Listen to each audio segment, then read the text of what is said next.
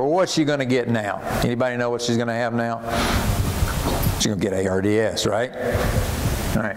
So, 48 hours into her hospital stay, she does this. Her chest x-ray, which was clear on admission, shows bilateral alveolar opacity. She's got small pleural effusions from her resuscitation and her capillary leak syndrome. Endotracheal tube and lines are all in good position. She doesn't have a complication in terms of ventilator management at this point in terms of pneumothorax, but now she meets criteria for ARDS. How do we know that? Well, we have to look at her intravascular volume. Does she have a precipitating cause for ARDS? The answer is yes. She has sepsis, septic shock, right? Did it occur in an appropriate time frame, less than 48 to 72 hours of presentation? The answer is yes. Does she have bilateral alveolar infiltrates with impaired gas exchange? We're going to look at that. The answer is yes. All right. Is she mastily volume overloaded? Well, her echocardiogram is normal. Based on our resuscitation, we don't think so. We don't think this is cardiogenic or volume overload pulmonary edema. So by all of our criteria from the Berlin protocol and so on, this patient now has ARDS, and we have to decide how we're going to manage ARDS in critical illness.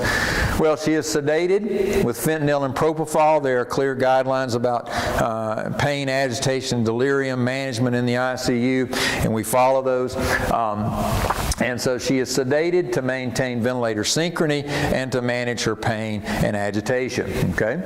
Her ventilator settings are now this. She is on pressure control mode. Her respiratory rate is set at 30. Her inspiratory time is 0.8 seconds. Her inspiratory pressure is 16. Her PEEP is 13. She's on 100% FiO2. Her exhale tidal volume is around 380. That is keeping her in the range of around 6 cc's per kilogram of ideal body weight. Her in-inspiratory pressure or plateau pressure is 29. How do we know that? Well, it's easy in pressure control because your EIP is the sum of your inspiratory pressure plus your PEEP. 16 plus 13, okay? So we've got our EIP less than 30. We have her tidal volume in a lung protective mode. Okay, that's okay. What do we do next? Mode, we said earlier, doesn't matter. This was the mode that made her most asynchronous. If we'd gotten to the same guidelines, tidal volume of 390, EIP less than 30, in assist control, that would have been equally fine, okay? Mode is not what matters, but lung protective ventilation does matter. Here are our blood gases at that particular time: 7.24, PCO2 50, PO2 of 80. She has a mixed respiratory and metabolic acidosis, okay? Her lactate, we said earlier, was still around 3.5, it was 3.8. Her PCO2 is up. Do we want to increase her tidal volume to make that CO2 go down? Well, not because we're trying to protect her lungs from further ventilator-associated lung injury and so-called volume trauma. And this is what's called permissive hypercapnia, right? You're aware of that terminology. That in the setting of high-minute ventilation requirements, stiff lungs, poor compliance, lung protective ventilation, catabolic patients, CO2 production going up, these patients will become hypercapnia, and they will have a respiratory acidosis, okay? And we permit them to do so. In my day, early on, we used to get all those patients' blood gases great. We just get them normal. We'd crank up their tidal volume, crank them up. They'd all have pneumothorax on their x-ray. They'd all have a bunch of chest tubes, okay? But their blood gases look great, all right? Permissive hypercapnia is a consequence, it's a necessity of appropriate lung protective ventilation. Well, our PF ratio, which is the ratio over PO2 to FiO2, is 80. That's less than 100. That puts her in the category of severe ARDS. She's on appropriate mechanical ventilation. She's on lung protective ventilation. She has evolving chest x-ray. She has evolving gas exchange impairment. She has severe ARDS. What should we do now? Stay the course, or should we do something else? Well, the literature tells us we need to do something else, okay?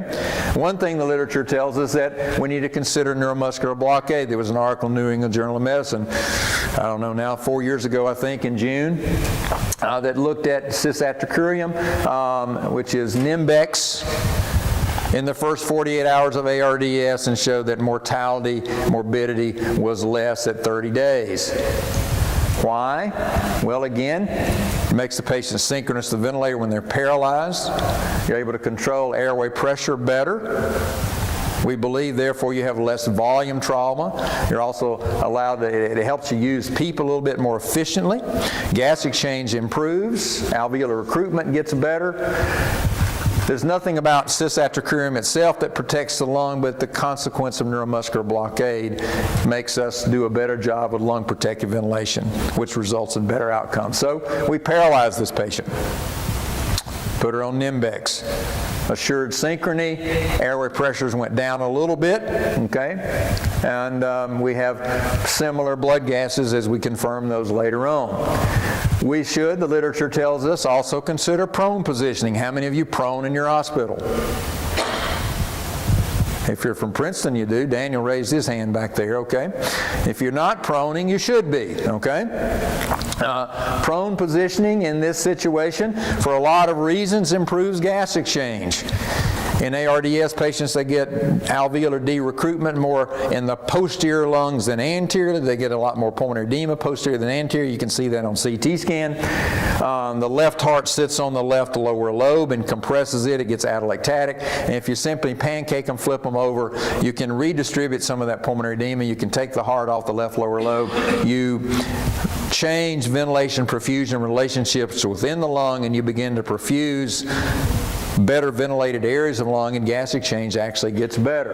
And you should consider prone positioning as an adjunctive management for severe ARDS. Now, we actually did not prone this patient. She was still hemodynamically very unstable. She had CRT ongoing, and we did not prone her, but we consider that. And none of those things are actually a contraindication to proning her. Okay? We have prone morbidly obese. We prone people on dialysis. We prone people in virtually every circumstance of hemodynamics. So you can certainly prone. It's an ordeal. You have to get lots of people involved. You get your big guys there that are able to take and flip the patient over so we don't disconnect them from in their lines and tubing. But it is certainly possible to prone virtually anybody.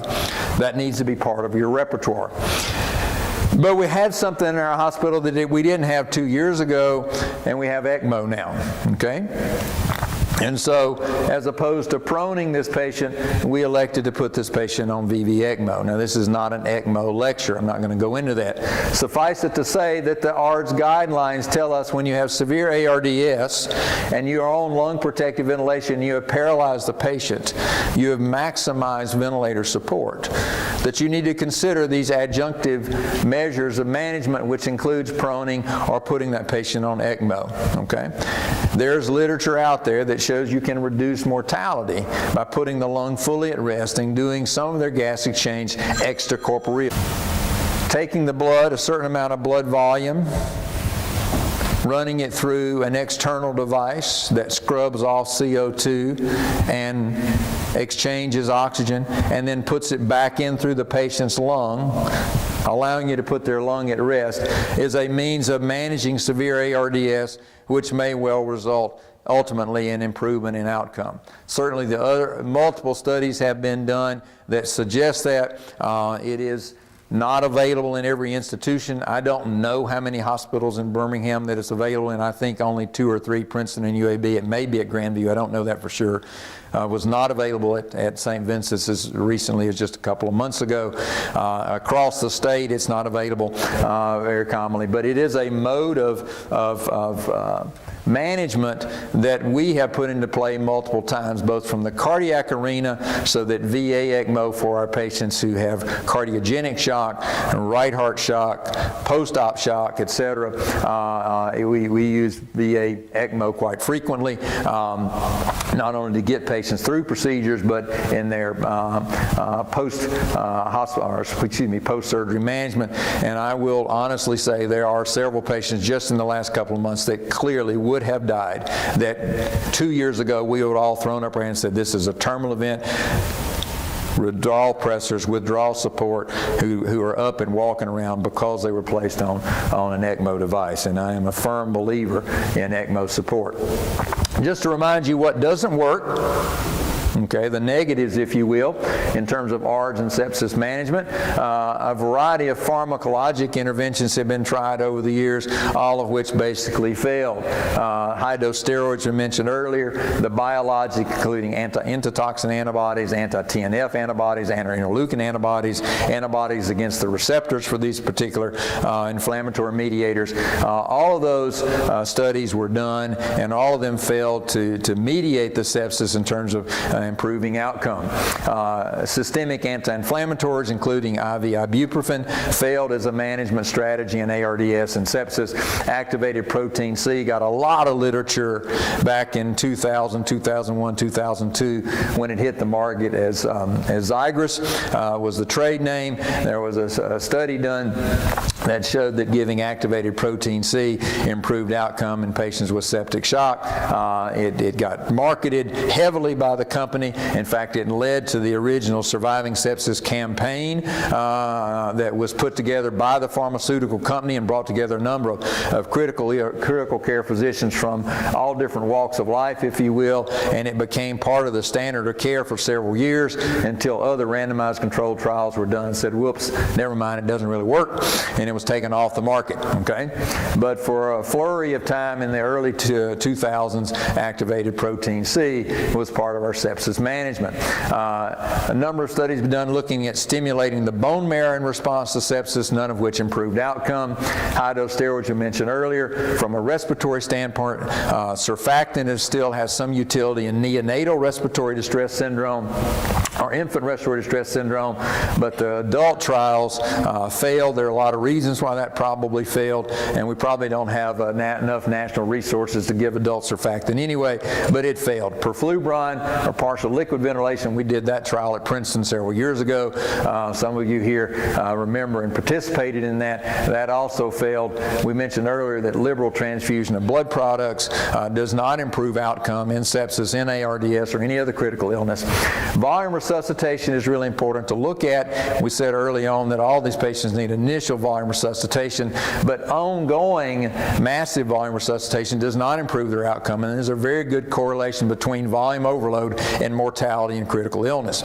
I didn't personally see the patient yesterday, but my partner, Josh Smith, who's one of the intensivists at Princeton, came up to me yesterday and said, hey, did you see so-and-so down in MICU? You haven't? I said, well, I saw her 2 weeks ago. He said, well, we got consulted to see her. Yesterday I went in there and I looked, and she was 25 liters positive over the last 2 weeks.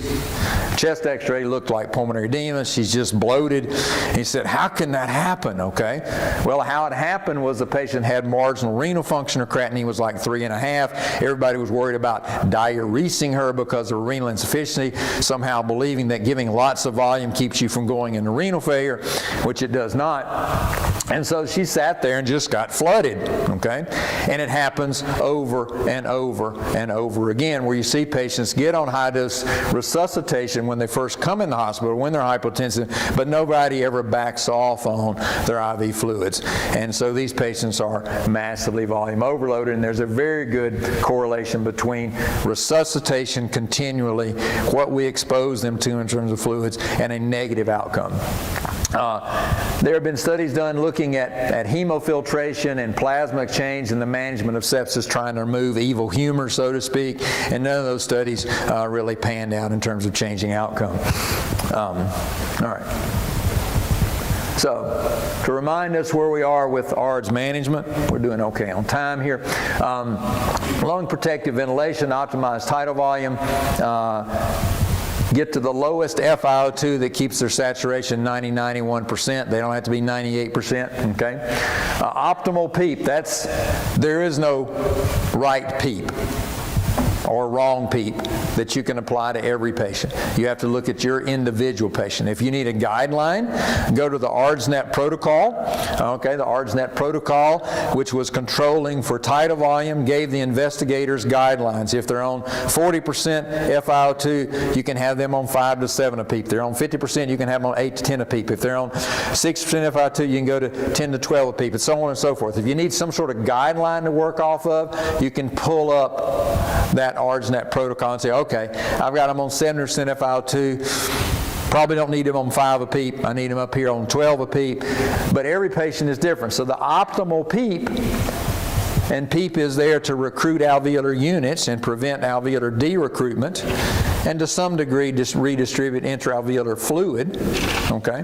But every individual patient has a different PEEP requirement, okay? And so you have to go to the bedside and decide what is the optimal PEEP for this particular patient that allows better recruitment, allows me to lower their FiO2 without interfering in their oxygen delivery in terms of dropping cardiac output because they have too much intrathoracic pressure. So there is no right exact PEEP, okay? But there are guidelines as to how to manage PEEP, and you have to go to your individual patient and determine what is the best PEEP for this particular situation. Many of these patients are very PEEP dependent, and so even when their x-ray is starting to look better and their AA gradient or PF ratio is starting to improve, when you go down just a little bit on their PEEP, their chest x-ray will fluff back out again, their gas exchange will get markedly worse, and they still don't have adequate surfactant to maintain alveolar stability. They are still very PEEP requiring. So you need to pay attention to that. We monitor their plateau pressure. We keep it less than 30. Lower is better than higher. If you can get it to 25 or 22, then that's probably better than 28. Okay, so we try to get EIP as low as possible. And patient ventilator dyssynchrony is a major problem that we all have to deal with. And so you have to find the mode and the tidal volume and the rate that makes them, with appropriate sedation, synchronous with mechanical ventilation. We mentioned conservative fluid exposure earlier. Once they're resuscitated, they don't need to continue to get 100 or 150 cc's of fluid an hour. You need to back off on that. Which fluid? Well, that's in debate as well. There is an association in the literature between lots of crystalloid in form of chloride and renal failure. And so we have switched recently in the last few years to where we use much less normal saline and a lot more lactated ringers. Again, hyperchloremia is associated not only with a non-anagap acidosis, but it also is associated with worsening renal function. And so we try to limit chloride exposure. Our nephrologists are very sensitive to that, and we are as well. Avoid unnecessary transfusion. So this particular patient was placed on VV ECMO in addition to all of our other resuscitative efforts. Once on ECMO, we put her lungs to rest. Turn the respiratory rate down to 10, put her on an inspiratory pressure of 10, a PEEP of 10, and 30% FiO2. Chest x-ray kind of whites out, all right? We lose recruitment. We put her lungs totally at rest for a while, support her with VV ECMO, get her over a sepsis, get her over a shock, dialyze her, get her volume status better. We have to change our sedation protocol. When we do that, propofol and fentanyl are bound up to the ECMO tubing, so we have to take them off propofol and fentanyl and put them on precedexolol and benzodiazepines. Okay, just pharmacology, that's all it is. Those drugs tend to bind to the tubing a lot, so we have to change how we sedate the patient. All right. We still institute a VAP bundle on all these patients. We keep their head elevated as much as we can, at least 30 degrees. We clear out their mouth with chlorhexidine to reduce the colonization of their oral pharynx with our hospital bugs, our gram-negative rods. We use a high-low endotracheal tube, one that has a suction device just below the vocal cords to clear their proximal trachea. We consider tracheostomy early in these patients. Okay, you can argue that there is no right or wrong time to do a tracheostomy, but tracheostomy is a more stable airway. It's easier to suction. It allows more mobility when the patient is awake and alert. We can get them up with physical therapy early. I'm a fan of earlier rather than later tracheostomy, but I freely admit it does not change their mortality, okay? Nor does it reduce their risk of nosocomial pneumonia. All patients should be on GI bleed prophylaxis. 10% of these patients will get stress ulcers and have significant anemia or bleeding for that leads to more procedures. Stress ulcer prophylaxis does increase the risk of pneumonia and C. diff colitis, but it's sort of a win. It's a trade-off. It's a risk-benefit ratio. The literature still says we should prophylax against stress ulcers, and so we do so with a PPI or an H2 blocker. It doesn't really matter which one you use. All patients need DVT prophylaxis. The incidence of DVT in this circumstance is very high, more than 50% if you don't prophylax. And so we want to make sure these patients get appropriate pharmacologic DVT prophylaxis. Compression devices don't help very much. They need pharmacologic intervention. And it does not matter if they're thrombocytopenic or they have something else. They are still going to get DVT. So you can't use, well, their platelet count's 80,000. I don't have to give them DVT prophylaxis. They're not clot. No, they will. They'll still clot. One of the things that we're really bad at is de-escalating antibiotics. Our patients finally gotten over the hump. They're getting a little bit better. They're on all these broad-spectrum antibiotics, and we say, well, let's just don't rock the boat. Let's just stay the course of what they're on. And we're really bad at that. But the reason that we have really bad bugs right now, the MRSAs and the drug-resistant Pseudomonas and the carbapenemase-producing Acinetobacters, et cetera, is because over the years we've been horrible at de-escalating antibiotics, and the antibiotics are there, and the bacteria are smarter than we are, and they just develop resistance to all these different antibiotics, and so now we have to deal with all these multi-drug-resistant organisms. So we're real conscious, and our pharmacists are really good, and by the way, in this sort of ICU bundle, I really believe in a whole team approach. So we have rounding with me every day. I have nurse practitioners, I have pharmacists, I have the nurses, as well as my intensivist team. So we have a whole team approach, kind of keeps us all honest, if you will. The pharmacist is always saying, we need to cut back on some of these antibiotics. We need to de-escalate. They're real sensitive to that. It's not just because they're responsible for their budget. It's because they know that these patients don't need all these antibiotics.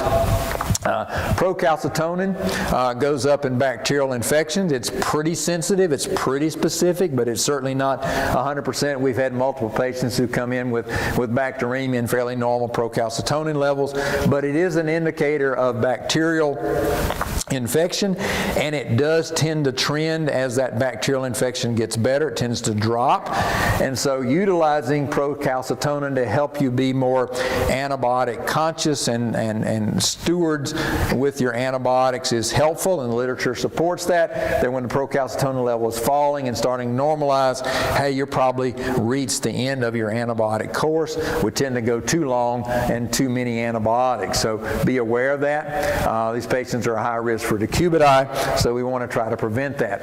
And as soon as possible, we want to get these people up and awake and aware and walking and moving, because critical illness weakness is the bane of their existence. They survive their critical illness. You wake them up and they're quadriplegic. They're flaccid. They can't move. Combination of their status when they got there, inflammation related to sepsis, they get critical illness, axonal neuropathy, they get critical illness myopathy, and they're quadriplegic. Now some of that is disuse as well, but they're going to need a long course of physical therapy, and that needs to begin in the ICU, not just when they transition to the LTAC. Nutrition is critical. Enteral versus parenteral needs to be at least thought through. Everybody should get enteral if at all possible and avoid parenteral if all possible. This lady obviously had an abdominal catastrophe. Her GI tract was insulted when she came in with a perforated ulcer, and so she was on parenteral nutrition early on, but as soon as possible we converted her over to enteral feeding. Enteral feeding reduces infection. The gut needs it for nutrition. There are much less infection complications compared to TPN with fungemia, etc. So we don't want to use TPN only when it's absolutely necessary, but that early enteral nutrition is very important to outcome. And part of that team approach we discussed early on, we want to get the social worker and the caseworker involved early, because we know if they do survive their critical illness, they're not going to leave the hospital and go straight home most of the time. They're going to have to transition to some facility where that they get rehab, they wean off mechanical ventilation, they get off the tracheostomy, they get off dialysis. And they may be spending another 2, 3, 4 months in another facility, and getting them in that position requires early assessment and help from our social workers and caseworkers. The literature would tell us that we need to involve palliative care early on, not just from, hey, they're sick, they're fixing to die, let's pull the plug discussion, but to help the family understand what's going on, what they're going through, make sure the patient's goals are met in terms of what their wishes were, and just to inform the patient's family as to what all is going on. And I think our palliative care team does a good job with that. I have them round with me in the ICU, not every day, but periodically. I make them aware of people that I really need them to be involved in. They would probably like to be involved earlier in more patients, and there is a fine line there, okay? I'm very aggressive and I'm very optimistic with these patients, and I don't really want somebody coming in behind me and saying, hey, it looks really bad, you know, you just need to pull the plug and all this kind of stuff. So I have to rein them in sometimes. But I still believe in what they do, and the literature tells us that what they do is important to the patients and their families. Okay, well, this particular patient didn't die. Her hemodynamics improved, her vasopressor agents were weaned, her arterial pressure stabilized, and her lactate levels normalized. Over the next few days, her gas exchange began to improve. We began to transition her on less ECMO and more traditional vent support, and 10 days into her ECMO course, we were able to discontinue her from the ECMO device, transition back to traditional ventilator support. Her ATN resolved. She got about 3 weeks of dialysis and then was able to come off of dialysis with full recovery renal function. And she was eventually transferred to a long-term acute care facility where she was eventually decannulated and made it home after a long hospital stay. Okay? So a win. We don't all win. Okay? Mortality in this situation when she hit the door was 70–80%. But in this particular case, it happened to be a win. Why did she win? Good luck, you can say. Maybe good care. Okay? Maybe this whole intensivist bundle that we sort of talk about. But rapid resuscitation, prevention of complications, and a team approach to management is what got her through that hospital stay, in spite of the fact that she came in with a lot of self-abuse before she got there. Okay? So that's pretty much my talk. In the last couple of minutes, I'm going to show you can't read this slide. It has to do with pain, agitation, delirium. But my partner, Ronnie Rowland, has put together what he calls sort of a bundle of things that we need to look at and our nurse practitioners need to look at every day in these critically ill patients. And they've got these check boxes where they go through, okay? We need to make sure these patients have their ear, nose, and throat situation evaluated daily. Where's their tubes? What kind of tubes do they have in? Are they in good position? Do we need to change those tubes? From a pulmonary standpoint, are they on lung protective ventilation strategy? Yes or no? If they're not, we need to get them there. Let's make sure their plateau is less than 30. Do they have a VAP bundle in place? Every day we need to consider, is this a candidate for extubation? Yes or no? No? Move on. Yes? How do we get to that? Okay? Is their oxygenation ventilation appropriate? Yes or no? Are they on a tidal volume of 6 cc's per kilogram of ideal body weight? If they're not, we need to get them there. If they are good, check the box, move on. Okay? If they're a candidate for extubation, how are we going to do a spontaneous breathing trial? All right? And so forth, okay? From a hemodynamic standpoint, what vasopressor are they on? Are they on the right one? Do we need to change that? Is their volume status where we want it today? Do we need to give them more volume or get rid of volume? We talked about early on how these patients tend to get volume overloaded very quickly as they stay in the ICU. Do we understand their hemodynamics? Do we put a different device on them? And so forth. It asks them to pay attention to all these things that we just discussed. Is their lactate trending in the right direction? Is their oxygen delivery appropriate for their situation? Is our non-invasive monitoring working and telling us what we need to know about their volume status? Are we involved in their renal function? Are we looking at renal replacement therapy and it's appropriate for their demand? Where do we stand in terms of their volume goals? Do we need to get volume negative today or do we need to be volume positive today? It requires them to look at that. If we're all good, nothing to do. Check that box off and move on. If not, do they need a volume challenge? Or are they simply oliguric because they're an ATN and they no longer need more volume, they just need more dialysis, okay? Or more diuretics, okay?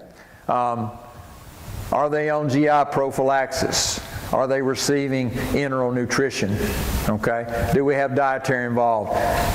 Constipation, we forget about it. The nurse loves it when the patient doesn't have a bowel movement for 2 weeks, okay? We don't have to clean that up, all right? But that's not good for the patient, and we tend to forget about that. So we have to pay attention to that. Are they getting physical therapy? Have we forgotten about that? Do we remind them? We got to get them out of bed, okay? Lay there in bed, they'll get decubital, they'll get pneumonia, they won't ever get out of there, okay? So those are things that we try to do on a regular basis. We talked about transfusion. That's our intensivist bundle. We pay attention to their glucose management, okay? You know that hyperglycemia translates to bad outcome in critical illness. We're out of time, and I'm out of stuff. De-escalate antibiotics, and we're done. Thank you very much. All right.